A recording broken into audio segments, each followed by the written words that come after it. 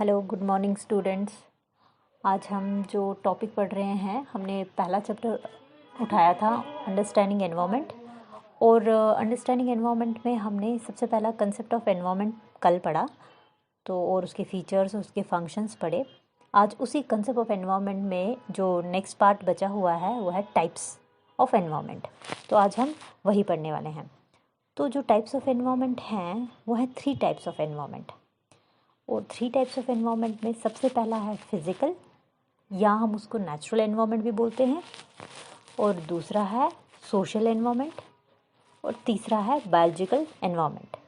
आगे जाके हम इन तीनों को अलग अलग पढ़ेंगे, डिटेल्स में पढ़ेंगे। तो ये 3 टाइप ऑफ एनवायरनमेंट जो हमें पढ़ने हैं, फिज़िकल, या जिसको हम नेचुरल एनवायरनमेंट भी बोलेंगे, या सोशल एनवायरनमेंट नेक्स्ट है, और third one is biological environment. अब हम पहला वाला पढ़ते हैं फिज़िकल एनवायरनमेंट, जिसको हम थोड़ा डिटेल में पढ़ेंगे। फिज़िकल एनवायरनमेंट का मतलब, जैसे मैंने आपको पहले बताया कि एक नेचुरल एनवायरनमेंट भी हम इसको बोलते हैं। इसमें सारी नेचुरल थिंग्स आती हैं जो एक इंसान को, एक मैन को सराउंड करके रखती हैं। वो नेचुरल थिंग्स जो मैन को सराउंड करके रखती हैं वो हैं air, water, soil, moon, stars, sun. ये चीज़ें जो हैं ये नेचुरल हैं, खुद ब खुद नेचर में ये पहले से एग्जिस्ट है, हमने नहीं बनाई है, ये पहले से ही एग्जिस्ट हैं। तो ये जो नेचुरल थिंग्स हैं ये एक इंसान को सराउंड करके रखती है। इंसान इनसे फ़ायदा उठाता है, इनके साथ इंटरेक्ट करता है। ये एक इंसान के इर्द गिर्द का फिज़िकल एनवायरनमेंट कॉन्स्टिट्यूट करती है। अब फिज़िकल एनवायरनमेंट जो है उसमें एक और चीज़ आती है, जियोग्राफिकल थिंग्स आती हैं, जिसके अंदर माउंटेन्स हैं, जिसके अंदर स्लोप्स हैं, प्लेन्स हैं, प्लेट्यू है। ये भी एक इंसान का फिज़िकल एनवायरनमेंट बनाती हैं। अब इसको, ये एक जियोग्राफिकल एनवायरनमेंट है उसका, एक इंसान का। नेक्स्ट जो है फिज़िकल एनवायरनमेंट में क्लाइमेट भी आता है, ठीक है। सिर्फ नेचुरल थिंग्स नहीं आती हैं, क्लाइमेट भी आता है, जियोग्राफिकल थिंग्स भी आती हैं। जो क्लाइमेट है उसमें क्या क्या आ सकता है, टेम्परेचर, क्योंकि ये भी क्लाइमेट से रिलेटेड चीज़ें हैं। लाइट, ठीक है, रोशनी है, मॉइस्चर है, विंड है, प्रेशर है, ये सारी चीज़ें क्लाइमेट ही है, ठीक है ना। हम कहीं कभी हम नमी पाते हैं अपने एनवायरनमेंट में, कभी हमें बहुत गर्म लगता है एनवायरनमेंट, ठंडा लगता है, हवाएं चलती है, ये सारी चीज़ें क्लाइमेट से रिलेटेड है। और यही क्लाइमेट बनाता है हमारा फिज़िकल एनवायरनमेंट। और एक है फैक्टर, इडाफिक फैक्टर। इडाफिक फैक्टर में क्या आते हैं, ये वो, इसमें वो चीज़ें आती हैं जो फिज़िकल और केमिकल प्रॉपर्टीज़ हैं सॉइल की, और सॉइल कैसे बनती है, ठीक है। जिस सॉइल के ऊपर हम बैठते हैं, जो सॉइल हम यूज़ करते हैं कंस्ट्रक्शन पर्पसेस के लिए, या हम इसके ऊपर टिके हुए भी हैं, या हम ही नहीं, माइक्रो ऑर्गेनिजम्स भी इसी के ऊपर, इसी में हैं, ठीक है। हमारा जो भी एग्रीकल्चर एक्टिविटीज़ होती है वो भी सॉइल से ही होती है। तो एडाफिक फैक्टर में, एडाफिक फैक्टर जो है वो भी एक फिज़िकल एनवायरनमेंट बनता है ह्यूमन बीइंग के लिए। और उस, नॉट इवन ह्यूमन बीइंग, जो भी लिविंग क्रिएचर है, एडाफिक फैक्टर जो है वो भी एक फिज़िकल एनवायरनमेंट बनता है। और इस एडाफिक फैक्टर में फिज़िकल और केमिकल प्रॉपर्टी सॉइल की आती है, पर्टिकुलरली ये सॉइल से रिलेटेड है। कैसे सॉइल बनता है, क्या प्रॉपर्टी है सॉइल की, कौन सी फिज़िकल प्रॉपर्टी है, क्या इसका कॉन्स्टिट्यूट कैसे हुआ है, स्ट्रक्चर क्या है सॉइल का, इसके अंदर क्या केमिकल प्रॉपर्टीज़ हैं, ये सारी चीज़ें बनाती हैं एक एनवायरनमेंट, जिसको हम फिज़िकल एनवायरनमेंट बोलेंगे। और यही इन्फ्लुएंस करता है इंडिविजुअल को या लिविंग थिंग को, जो भी है, चाहे वो माइक्रो ऑर्गेनिजम्स हो, चाहे लोअर ऑर्गेनिजम्स से लेकर हायर ऑर्गेनिजम्स तक। तो ये सारी चीज़ें जो भी मैंने अभी बताई आपको, ये सारी इन्फ्लुएंस करती है एक इंडिविजुअल को, एक लिविंग थिंग को, उसके ऊपर इम्पैक्ट डालती हैं। ये उसका एक फिज़िकल एनवायरनमेंट बनाती हैं। क्लाइमेट का एक ह्यूमन बीइंग के ऊपर बहुत ही ज़्यादा इम्पैक्ट होता है। जैसे कि हम कोल्ड कंट्रीज़ में देखते हैं, वहाँ के लोग जो होते हैं वाइट स्किन्ड होते हैं, ठीक है। ठंड है, फॉर एग्ज़ाम्पल आप कश्मीर भी लोगे तो यहाँ पे भी काफ़ी फेयर लोग होते हैं, काफ़ी मतलब अलग लुक के होते हैं। यही चीज़ अगर आप हॉट कंट्रीज़ में देखेंगे तो वो ब्लैक स्किन्ड होते हैं, क्योंकि सन की रेज जो होती हैं उनकी स्किन को टैनिंग करती है, ठीक है। तो ये चीज़ें क्लाइमेट है, ये एक फिज़िकल एनवायरनमेंट है जहाँ पे इंसान रहता है, उसी हिसाब से वो अपने आप को उस वाले एनवायरनमेंट में डालता है। अगर हॉट कंट्रीज़ में रहेगा तो उसकी स्किन का, उसके अंदर जो भी एक्टिविटीज़ होंगी, जो भी चेंजेस होंगी, वो उस कंट्री के हिसाब से, उस क्लाइमेट के हिसाब से अपने आप को चेंज करता है, अडॉप्ट करता है अपने आप को। हर एक इंडिविजुअल यही ट्राई करता है कि जैसा उसका फिज़िकल एनवायरनमेंट है वो वैसे ही अपने आप को उसमें अडॉप्ट कर लेता है। फॉर एग्ज़ाम्पल, कोई कश्मीर में रहता है, यहाँ ठंड बहुत ज़्यादा है, तो नॉर्मली लोग गर्म कपड़े पहनते हैं, क्योंकि फिज़िकल एनवायरनमेंट जैसा है तो वो अपने आप को वैसा ही अडॉप्ट करेगा। अगर नहीं करेगा तो ठंड लगेगी उसको। इसी तरीके से अगर वो गर्म इलाके में जाता है, जम्मू जाता है, वहाँ गर्म है, तो वहाँ पे क्या हो जाता है, वो कॉटन के कपड़े यूज़ करता है, अपने एनवायरनमेंट को देख के अपने आप को अडाप्ट करता है।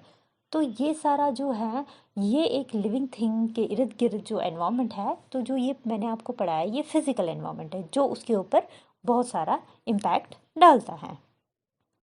अब जो सेकंड वाला है वो है सोशल एनवायरनमेंट।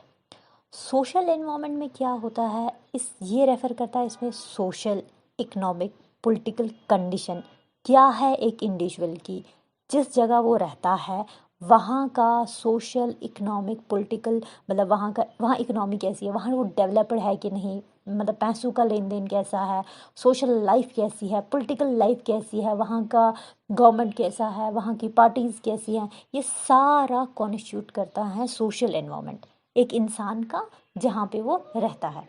सोशल एनवायरनमेंट जो है वो इंसान के नेचर को इन्फ्लुएंस करता है, ठीक है। जैसे अगर वो कहीं रिच कंट्री में रहता है तो उसका लिविंग स्टैंडर्ड भी एक अलग ही हो जाता है।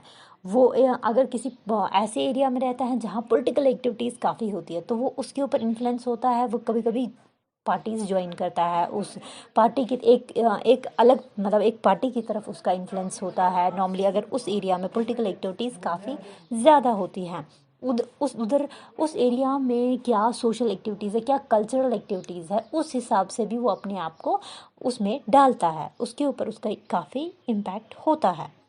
सोशल एक्टिविटी तो डेफिनेटली नेचर एक उस इंडिविजुअल का मॉडिफाई होता रहता है जैसे जैसा उसका एनवायरनमेंट सोशल एनवायरनमेंट है, क्योंकि एक मैन जो है वो एक सोशल एनिमल है, वो हमेशा इंटरेक्ट करता है, दूसरा चीज़ वो अडाप्ट करने की कोशिश करता है, वो उसके साथ मिलना चाहता है। एक कहावत तो आपने सुनी होगी, जैसा देश वैसा बेस, क्योंकि जहाँ जहाँ इंसान जाता है अगर उधर का कैसा कल्चर होगा अपने आप को उसमें डालने की कोशिश करता है, क्योंकि इंसान तभी सर्वाइव कर सकता है जब वो अपने एनवायरनमेंट के अकॉर्डिंग ही चलेगा। अगर नहीं चलेगा तो वो ख़त्म हो जाएगा, पीछा रह जाएगा, उसको कोई आगे बढ़ने का मौका भी नहीं मिलेगा और वो अपने आप को अडाप्ट नहीं करेगा, मेंटल स्ट्रेस में आ सकता है। तो इसीलिए उसके इर्द गिर्द जैसी भी सोसाइटी होती है उसको वहाँ पे इंटरेक्ट करना पड़ता है। दूसरा इंडिविजुअल क्या है, चाहे वो किसी भी कलर, रिलीजन, क्रीड, किसी भी सोसाइटी का हो, वो उसके साथ इंटरेक्ट करता है। वो तब नहीं देखता है कि ये क्या मेरे घर का है या ये मेरे रिलीजन का है, ऐसा कुछ नहीं देखता है। वो देखता है सोसाइटी में जो भी ह्यूमन बीइंग है, जो भी सोसाइटी जैसी टाइप की सोसाइटी उसके साथ है, वो उसके साथ इंटरेक्ट करता है, उससे सीखता भी है, उसको भी कुछ ना कुछ सिखा के ही जाता है। तो ये सोशल एनवायरनमेंट इंसान के इर्द गिर्द जो भी होता है, ये उस इंडिविजुअल को ट्राई करवाता है कि वो उस इंडिविजुअल उस सोशल एनवायरनमेंट में एडजस्ट करे और सीखे और इंटरेक्ट करे। वो सोशल एनवायरनमेंट उस इंडिविजुअल के नेचर के ऊपर बहुत ही इन्फ्लुएंस डालता है। जो इस सोशल कंपोनेंट में कोई भी ऑर्गेनिज्म आप ले लो, वो एक दूसरे के साथ एक तो इंटरेक्ट करते हैं और एक दूसरे के ऊपर असर डालते हैं। अगर दो बंदे हैं, एक बंदा उसके ऊपर असर डालेगा, दूसरा बंदा दूसरे के ऊपर असर डालेगा, एक दूसरे के ऊपर वो इंटरेक्शन में असर भी डालते हैं, सीखते भी हैं और एक दूसरे का एक सोशल इन्वायरमेंट वो बनते हैं। अब इस सोशल एनवायरनमेंट में जो इम्पोर्टेंट प्रोसेसेस होती हैं वो होती हैं, ग्रोथ होती है उस इंडिविजुअल की, कैसे वो ग्रो करता है उस एनवायरनमेंट में। अगर जो ग्रो नहीं करेगा तो पीछे रह जाएगा, एक्सटिंक्ट हो जाएगा वो। दूसरा, उसको न्यूट्रिशन भी उसी एनवायरनमेंट से मिलता है। जैसे हम कहीं पे भी जाते हैं, जैसा खाना पीना वहाँ होता है हम अडाप्ट वही करते हैं। कश्मीर में नॉर्मली लोग चावल खाते हैं, नॉर्थ में जाओगे तो चपाती आप ज़्यादा वहाँ देखोगे खाते हैं। तो धीरे धीरे इंसान भी उसी की तरफ थोड़ा चला जाता है, तो उसका न्यूट्रिशन के जो टाइप्स हैं वो भी थोड़ा चेंज होता जाएगा। उसी तरीके से इंसान जब सोसाइटी में है तो रिप्रोड्यूस करेगा, रिप्रोडक्शन वाली प्रोसेस भी होती है, क्योंकि अगर रिप्रोड्यूस करेगा तभी जाके आगे वाली जनरेशन बढ़ेगी। तो ये सारी चीज़ें सोशल एनवायरनमेंट में है। तो यहाँ पे जो भी ऑर्गेनाइज्म है वो एक दूसरे के ऊपर डिपेंडेंट है इंटरेक्शन करने के लिए। तो ये एक इंडिविजुअल को काफ़ी ज़्यादा इन्फ्लुएंस करता है, उसके नेचर को भी, और हर तरफ से उसके लिए ये फ़ायदेमंद भी होता है, क्योंकि उसको बहुत कुछ सोशल एनवायरनमेंट से सीखने को मिलता है। अब जो थर्ड वन है वो है बायोलॉजिकल एनवायरनमेंट। बायोलॉजिकल एनवायरनमेंट जो है ये एक कंपोनेंट है एनवायरनमेंट का। इसको हम रेफ़र कर सकते हैं लिविंग कंपोनेंट, ठीक है, जो ज़िंदा है। एक एनवायरनमेंट में जो ज़िंदा चीज़ है, अभी तक जो हमने फिज़िकल पढ़े ये एक नॉन लिविंग था। सोशल में हम सिर्फ एक दूसरे के साथ इंटरैक्ट कर रहे थे, मगर बायोलॉजिकल में हम वो कंपोनेंट देखेंगे एनवायरनमेंट का जो लिविंग है, ठीक है। उस लिविंग के होने से एक इंडिविजुअल के ऊपर क्या इम्पैक्ट पड़ेगा, उसके इर्द गिर्द का एनवायरनमेंट कैसा होगा, वो हम इस बायोलॉजिकल एनवायरनमेंट में पढ़ेंगे। जो बायोलॉजिकल कंपोनेंट जो इस एनवायरनमेंट में है वो दो टाइप्स में डिवाइड किए गए हैं, एक ऑटोट्रॉफिक कंपोनेंट, एक हेटेरोट्रॉफिक कंपोनेंट। आपने तो बहुत सुना भी होगा ऑटोट्रॉफिक क्या है, हेटेरोट्रॉफिक क्या है। हम यहाँ थोड़ा सा उसको डिफाइन करेंगे। ऑटोट्रॉफिक कंपोनेंट में वो सारे टाइप के ग्रीन प्लांट्स आते हैं जो खुद खाना बना सकते हैं, क्योंकि उनके अंदर एबिलिटी होती है खुद खाना बनाने की। क्यों होती है? क्योंकि वो फोटोसिंथेटिक एक पिगमेंट रहता है, उसको हम क्लोरोफिल बोलते हैं। वो एक पिगमेंट होता है जो ग्रीन प्लांट्स में होता है और लीव्स में होता है। वो क्या करता है, वो एब्जॉर्ब करता है सन की लाइट को, और फिर by the process of photosynthesis. Photo क्यों है? क्योंकि हम सन की लाइट, फोटो का मतलब लाइट होता है, सन की लाइट को हम एब्जॉर्ब मतलब जो प्लांट्स हैं, प्लांट्स के जो क्लोरोफिल है वो एब्जॉर्ब करते हैं, और सिंथेसिस का मतलब होता है बनना। इन प्रेजेंस ऑफ लाइट जो प्लांट है, प्लांट का जो क्लोरोफिल है वो खाना बनाता है, और उस पूरी प्रोसेस को फोटोसिंथेसिस बोलते हैं। तो जो भी ग्रीन प्लांट है वो फोटोसिंथेटिक हैं क्योंकि वो खाना बनाते हैं। और कुछ बैक्टीरिया भी हैं जो फोटोसिंथेटिक हैं, जिसमें साइनोबैक्टीरिया हैं, कुछ प्रोटोजोआ भी, यूगिलिनिया, जो कैपेबल हैं ऑर्गेनिक फूड बनाने के लिए। उनका प्रोसेस भी same, by the process of photosynthesis, क्योंकि लाइट को कैप्चर करके वो खाना बनाते हैं। और एयर से वो कार्बन डाइऑक्साइड लेते हैं, बाकी ज़मीन से वो पानी और मिनरल्स लेते हैं, और बाकी सारा खाना वो बना देते हैं। तो जो हमारा बायोलॉजिकल कंपोनेंट है, इसमें जो हमने बोला ऑटोट्रॉफिक, ये वो कंपोनेंट है जो खाना खुद बना सकते हैं, खुद भी खाते हैं, और आगे वाले जो भी क्रिएशन है, चाहे वो एनिमल है, ह्यूमन है, ये सारी चीज़ें जो भी हैं, चाहे हम लोग हैं चाहे एनिमल हैं, उनको ये खाना प्रोवाइड भी करते हैं और ख़ुद को भी खाते हैं। तो एक हमारे बायोलॉजिकल एनवायरनमेंट में ये लोग आए जो ऑटोट्रॉफिक है, जो खुद खाना बना सकते हैं। और दूसरे हो गए हेटेरोट्रॉफिक, वो लोग खुद खाना नहीं बना पाते, जिसमें हम लोग भी हैं। हम खुद खाना नहीं बना पाते, हम भी डिपेंडेंट होते हैं दूसरों के ऊपर खाना। हम बेशक किचन में जाके खुद तो खाना बनाते हैं, मगर हम लोग खाना लाते कहाँ से? खुद से तो नहीं कहीं प्रोड्यूस कर पाते हैं, हमें कहीं एग्रीकल्चर से, पेड़ पौधों से, या हम जो एनिमल का है एनिमल से लाते हैं, मीट हो, फ्लैश हो, ये सारी चीज़ें लाते हैं। तो ये चीज़ें हम खुद नहीं बना पाते। इसी तरीके से एनिमल भी खुद नहीं बना पाता है, उसको भी प्लांट के ऊपर, ऑटोट्रॉफिक कंपोनेंट के ऊपर ही डिपेंडेंट रहना पड़ता है। तो हेटेरोट्रॉफिक जो है कंपोनेंट, ये वो कंपोनेंट है बायोलॉजिकल एनवायरनमेंट में जो एनिमल होते हैं, जिसमें एनिमल होते हैं, नॉन ग्रीन प्लांट्स, जो वो प्लांट्स जो नहीं खुद खाना बना पाते हैं, जो नॉन ग्रीन होते हैं, और कुछ वो बैक्टीरिया, क्योंकि हमने कुछ बैक्टीरिया पढ़े जो बना पाते हैं, ठीक है, फोटोसिंथेटिक बैक्टीरिया हम उसको बोलते हैं, वो बना पाते हैं। मगर बहुत सारे ऐसे बैक्टीरिया हैं जो खाना खुद नहीं बना पाते हैं, उनको डिपेंडेंट रहना पड़ता है हमेशा ऑटोट्रॉफिक के ऊपर। तो इसीलिए बायोलॉजिक एनवायरनमेंट के दो कंपोनेंट, ऑटोट्रॉफिक कंपोनेंट और हेटेरोट्रॉफिक, ये दोनों कंपोनेंट इस एनवायरनमेंट में होते हैं। इन दोनों के ऊपर ये दोनों भी एक दूसरे के ऊपर इंटरडिपेंडेंट होते हैं, और इन्हीं दो कंपोनेंट की वजह से ही पूरी ये जो अर्थ है चल पाती है। ये एक दूसरे के साथ इंटरेक्ट करते हैं, और ये एक दूसरे का एनवायरनमेंट बनाते हैं। ह्यूमन का एनवायरनमेंट भी ऑटोट्रॉफिक के ऊपर डिपेंडेंट ही है, क्योंकि उसको खाना कहाँ से मिलेगा। तो ये बायोलॉजिकल एनवायरनमेंट जो है ये हमारे लिए बहुत ही ज़्यादा इम्पॉर्टेंट है। इवन हमारी जो बाकी फिजिकल है, सोशल है, वो सब तो इम्पॉर्टेंट है। तो इसी तरीके से हमारे लिए बायोलॉजिकल इम्पॉर्टेंट है। इसके अंदर दो कंपोनेंट जो एक दूसरे के साथ इंटरेक्ट करके सर्वाइव करते हैं। अब हम जो नेक्स्ट पढ़ने वाले हैं, इम्पोर्टेंस ऑफ एनवायरनमेंट। अभी तक हमने एनवायरनमेंट का कंसेप्ट, डेफिनेशन, मीनिंग ये सब पढ़ लिया, फीचर्स पढ़ लिए। अब हम पढ़ेंगे क्या इम्पोर्टेंस है एनवायरनमेंट की। सबसे पहला जो है, हर कोई लिविंग थिंग जो इस एनवायरनमेंट में है उसके पास एक अपना एनवायरनमेंट है, ठीक है। चाहे वो एक्वेटिक है, चाहे वो पानी में रहने वाला लिविंग क्रिएचर है, या हवा में रहने वाला है, या इस टेरेस्ट्रियल ज़मीन पे रहने वाला लिविंग थिंग है, उसके पास अपना एक एनवायरनमेंट है। चाहे पानी में जो रहता है उसके इर्द गिर्द भी पानी है, उधर भी एक खाना है, उधर के उसके पास भी अपने जैसे मतलब जीव हैं, जो लाइफ है। चाहे एक मछली ले लो आप, उसके इर्द गिर्द बहुत सारी मछलियाँ हैं, बहुत सारे पेड़ पौधे, छोटे छोटे फाइटोप्लैंक्टॉन्स हैं, जूप्लैंक्टॉन्स हैं, वो सब उसके इर्द गिर्द हैं, वो उसका एनवायरनमेंट बनाते हैं। पानी में भी ऑक्सीजन है, ये सारी चीज़ें हैं। नीचे अगर आप ओशन में देखोगे, मिट्टी भी आपको मिलेगी, हर चीज़ आपको मिलता है वहाँ पे। तो हर कोई एनवायरनमेंट जो है, हर कोई लिविंग थिंग जो है, चाहे वो एक्वेटिक है, टेरेस्ट्रियल है, एरियल है, उनको अपने अपने जगह पे, अपने अपने हैबिटाइट में अपना अपना एनवायरनमेंट मिलता है। तो यही इम्पोर्टेंस है एनवायरनमेंट की। कोई भी लिविंग क्रिएचर कहीं पे क्यों ना हो, वहाँ पे उसको अपना एनवायरनमेंट मिलता है, और बेटर एनवायरनमेंट मिलता है, और वो उसके लिए एकदम सूटेबल कंडीशन होती है कि वो बेटर वहाँ सरवाइव कर सके, उसकी एग्जिस्टेंस वहाँ अच्छे से हो पाए।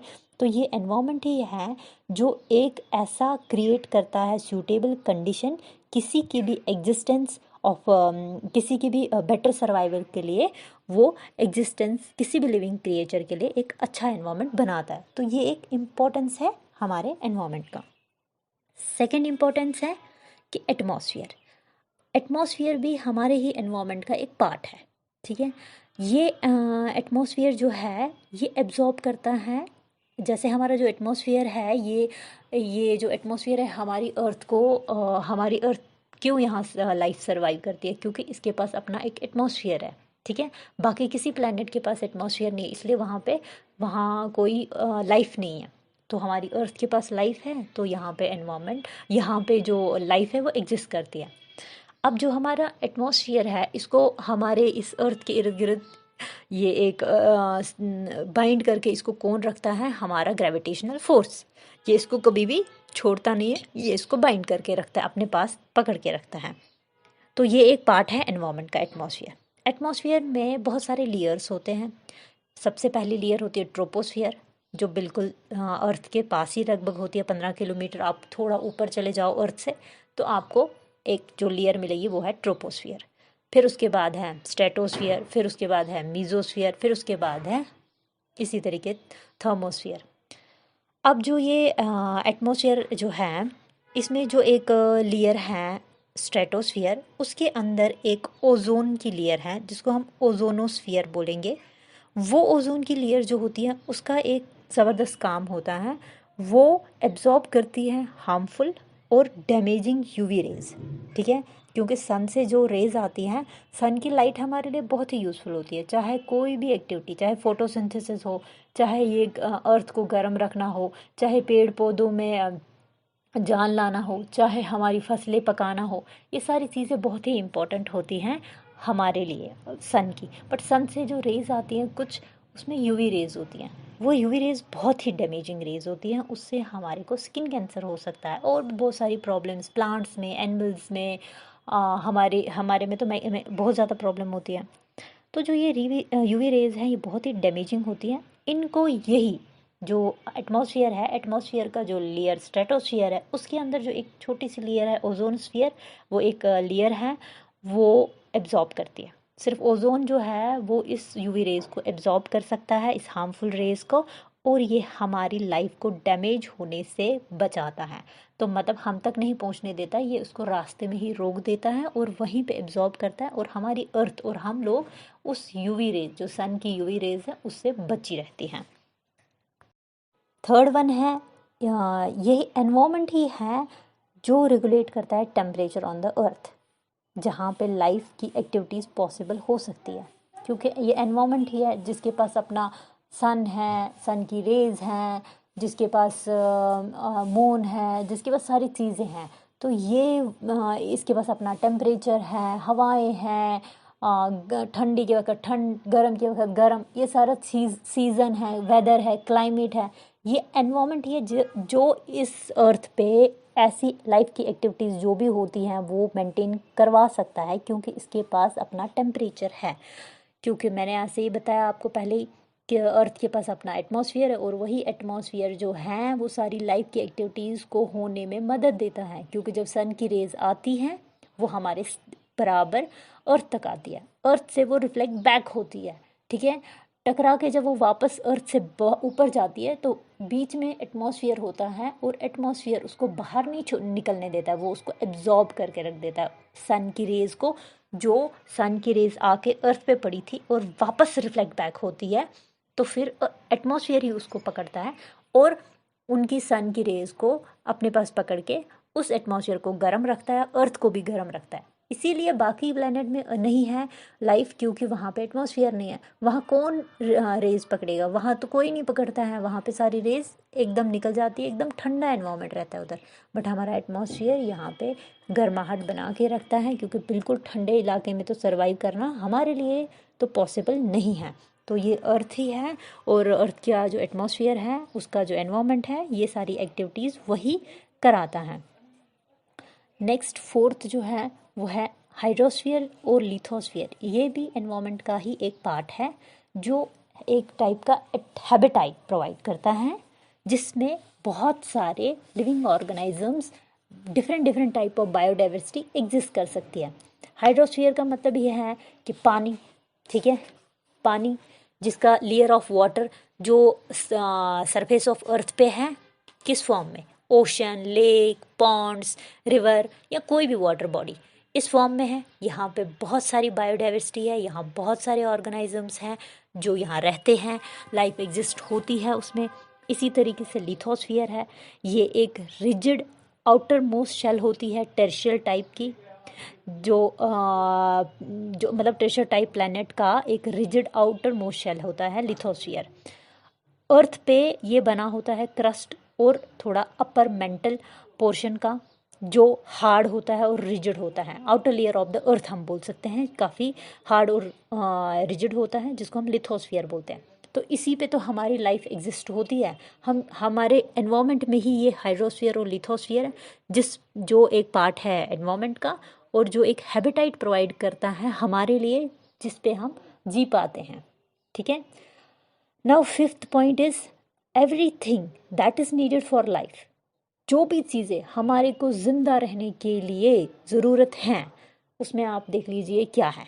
पानी, हवा, सॉइल, वाटर, ये सारी चीज़ें हमको बहुत ही इम्पोर्टेंट है। क्यों?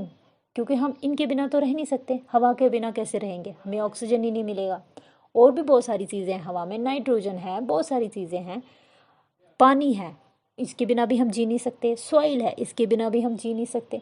ये सारी चीज़ें हमें प्रोवाइड करता है हमारा एनवायरनमेंट। तो एनवायरनमेंट हर वो चीज़ प्रोवाइड करता है जिसकी मदद से हम जी सकते हैं, जैसे पानी, हवा, सॉइल। तो ये सारी चीज़ें हमें एनवायरनमेंट ही प्रोवाइड करता है। तो इसीलिए हमारे लिए एनवायरनमेंट का इम्पोर्टेंस बहुत ही ज़्यादा है। तो इसी के साथ आपका टाइप्स जो है, इसके पहला जो टॉपिक है चैप्टर 1 का, वो कंप्लीट होता है।